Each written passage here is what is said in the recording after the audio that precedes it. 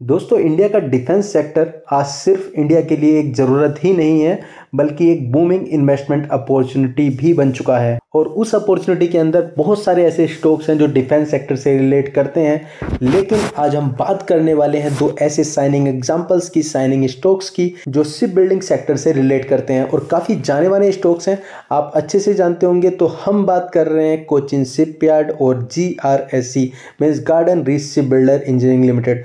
दोस्तों, दोनों ही स्टॉक्स ने अपने इन्वेस्टर्स को बहुत अच्छे रिटर्न्स बनाकर दिए हैं पास्ट में।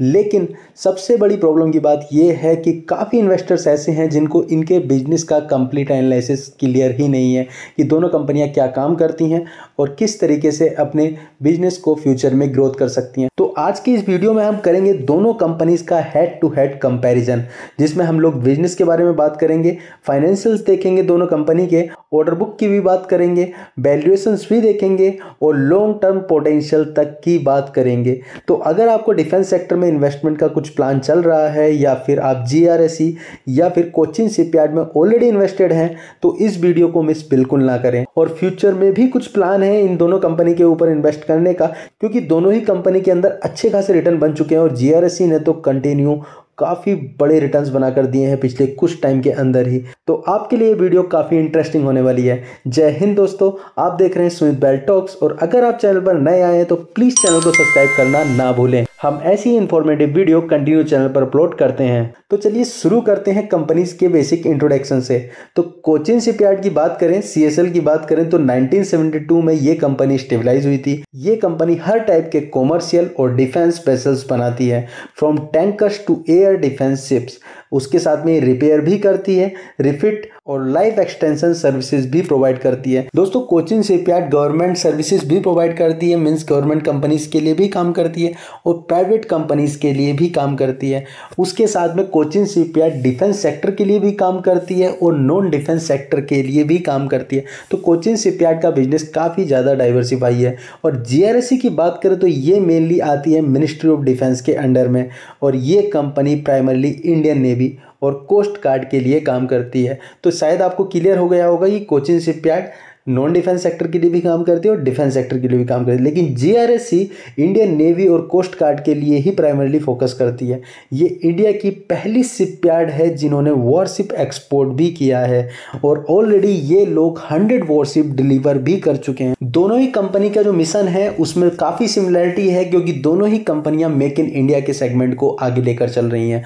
बस ये डिफरेंस है कि एक कंपनी डिफेंस सेगमेंट के लिए स्पेशली काम करती है और दूसरी कंपनी अदर सेगमेंट्स के लिए भी काम करती है। तो दोस्तों, नेक्स्ट बात करते हैं इन दोनों के फाइनेंशियल कंपैरिजन की, जो कि इन्वेस्टर्स के लिए काफ़ी ज़्यादा इंपॉर्टेंट है कि दोनों कंपनीज के अंदर डिफरेंस क्या है इनके फाइनेंशियल परफॉर्मेंस के अंदर। तो अगर इसके पी रेशो की बात करें तो कोचिन शिपयार्ड का पी रेशो 63 है और GRSE का 68 है।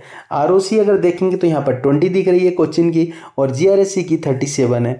ROE में 15.8% दिख रहा है कोचिन का और GRSE का 28% है और EBITDA में 40% है कोचिन और 43% है GRSE। तो दोस्तों, इन दोनों के फाइनेंशियल कंपैरिजन में एक चीज़ तो क्लियर है कि पी रेशो GRSE का ज़्यादा है, लेकिन बाकी तीन चीज़ों में GRSE काफ़ी ज़्यादा स्ट्रॉन्ग है। इसलिए GRSE क्लियर आउट परफॉर्म कर रहा है प्रॉफिटेबिलिटी और कैपिटल एफिशिएंसी में। लेकिन कोचिन शिपयार्ड को भी कम नहीं समझ सकते, ये भी काफ़ी ज़्यादा स्ट्रॉन्ग है अपने डाइवर्सिफाई बिजनेस की वजह से। तो दोस्तों, नेक्स्ट बात करते हैं इन दोनों कंपनीज के बिजनेस और मैन्युफैक्चरिंग यूनिट्स की।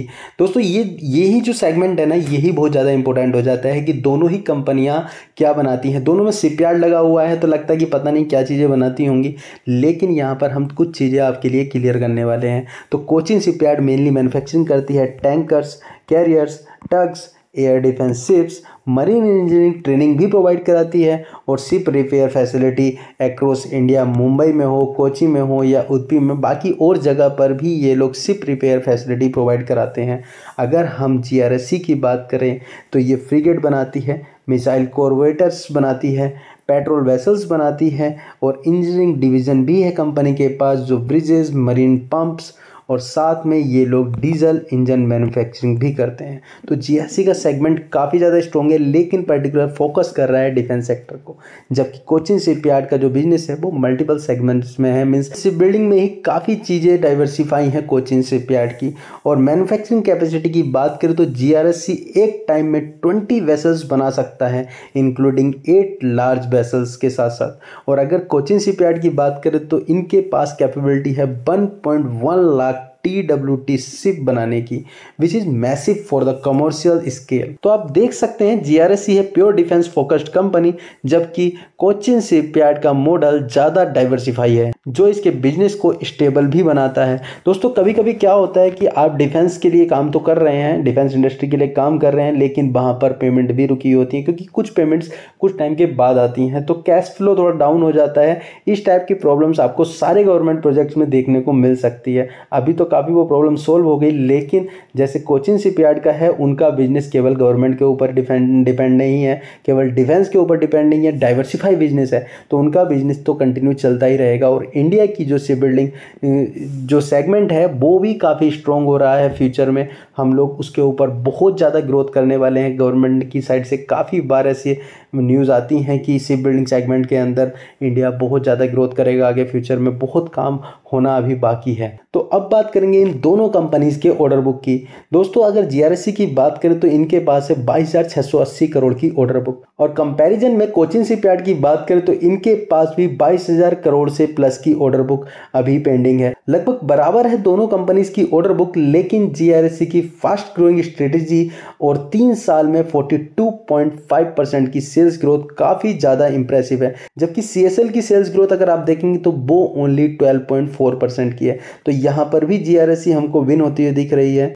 और रिसेंटली Q4 के रिजल्ट्स अगर आप देखेंगे तो इनसे भी कुछ चीज़ें क्लियर होती हुई दिख रही हैं। तो कोचिन शिपयार्ड का रिवेन्यू अगर आप देखेंगे तो ये मिलता है 1651 करोड़ का, जिसमें 34% की ग्रोथ देखने को मिली है। और अगर आप पैट देखेंगे तो ये मिलता है 285 करोड़ का, जो कि लास्ट ईयर 265 करोड़ का था, उससे थोड़ा बढ़ता हुआ हमको दिख रहा है। और ऑपरेटिंग प्रॉफिट जो कि बहुत ज़्यादा इंपॉर्टेंट है, वो 11.5% डाउन होता हुआ हमको दिख रहा है। और अगर हम कंपैरिजन करें इसका जीआरएससी के साथ तो रिवेन्यू होता है यहाँ पर 1642 करोड़, जो कि कोचिन शिपयार्ड के बराबर ही है, लेकिन इसमें ग्रोथ देखने को मिली है 62% की।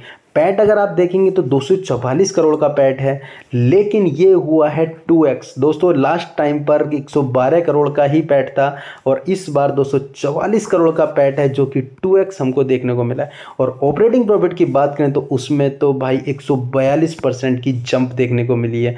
तो जीआरएससी एक क्लियर एक हाई ऑपरेशनल मोमेंटम स्टॉक देखने को मिल रहा है, काफ़ी ग्रोथ है, और कंटिन्यू स्टॉक के अंदर बहुत तेज़ी हमको इसके प्राइस के अंदर देखने को मिल रही है। और दोस्तों वैल्यूएशन की बात करें तो दोनों ही कंपनी हाई वैल्यूएशन पर हैं, दोनों ही हाई पीई पर ट्रेड करें, 60+ के पी पर ट्रेड कर रही हैं। लेकिन अगर इस सेक्टर को ही देखा जाए, पूरा शिप बिल्डिंग सेक्टर को देखा जाए, तो दोनों कंपनियां जस्टिफाई कर रही हैं अपने प्राइस को। फिलहाल के टाइम पर जिस तरीके के नंबर्स हमको देखने को मिले हैं, जिस तरीके की ग्रोथ इस सेक्टर के अंदर देखने को मिली है, और फ्यूचर पोटेंशियल जो लग रही है, उसके बेस पर दोनों ही स्टॉक के प्राइस शायद थोड़ा जस्टिफाई कर रहे हैं। यहाँ पर मैं एक चीज़ और क्लियर कर देता हूँ कि मेरी यहाँ पर किसी भी स्टॉक्स के लिए कोई बाई और सेल रिकमेंडेशन नहीं है। ये वीडियो ओनली एजुकेशनल पर्पज से बनाई जा रही है। और नेक्स्ट हम प्रमोटर होल्डिंग की बात करें तो कोचिन शिपयार्ड के प्रमोटर के पास है 67% की होल्डिंग, एफआईएस के पास 2.88% की होल्डिंग है, और डीआईएस के पास 6.8% की होल्डिंग है।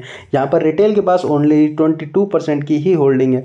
और अगर आप कंपैरिजन में जीआरएससी के प्रमोटर की होल्डिंग की बात करें तो उनके पास है 74.50% की होल्डिंग, एफआईएस की होल्डिंग यहाँ पर थोड़ी ज़्यादा है, 3.85% की होल्डिंग है, डीआईएस की होल्डिंग कम है, 1.90% की होल्डिंग है, और रिटेलर के पास ओनली 19.76% की होल्डिंग है। तो प्रमोटर्स की होल्डिंग काफ़ी ज़्यादा स्टेबल है। दोनों ही कंपनीज में ऐसा कुछ प्रॉब्लमेटिक सीन नहीं है दोनों ही कंपनीज के अंदर। तो दोस्तों दोनों ही कंपनी का कंक्लूजन ये है कि कोचिन शिपयार्ड सेफर है, डाइवर्सिफाई है, और कॉमर्शियल प्लस डिफेंस को मिक्स करके अपना बिजनेस करती है। तो जीआरएससी को भी बेनिफिट लग रहा है, इसमें कुछ गलत नहीं है भाई। ऑर्डर्स कंटिन्यू मिल रहे हैं, पेमेंट्स बराबर हो रही है, फंडामेंटल स्ट्रॉन्ग है, डिमांड्स बहुत हैवी है, तो स्टॉक तो भागेगा ही। पोटेंशियल बहुत ज़्यादा है, फ्यूचर में भी पोटेंशियल बहुत ज़्यादा है। और ऊपर से make in India, defence export और आत्मनिर्भर भारत की वजह से तो भाई साहब इन दोनों कंपनी के ऊपर अच्छी खासी बारिश हो रही है और जीआरएससी के ऊपर थोड़ी ज़्यादा हो रही है। अगर आपको हाई ग्रोथ और प्योर डिफेंस एक्सपोजर वाला कोई स्टॉक देखना है तो जीआरएससी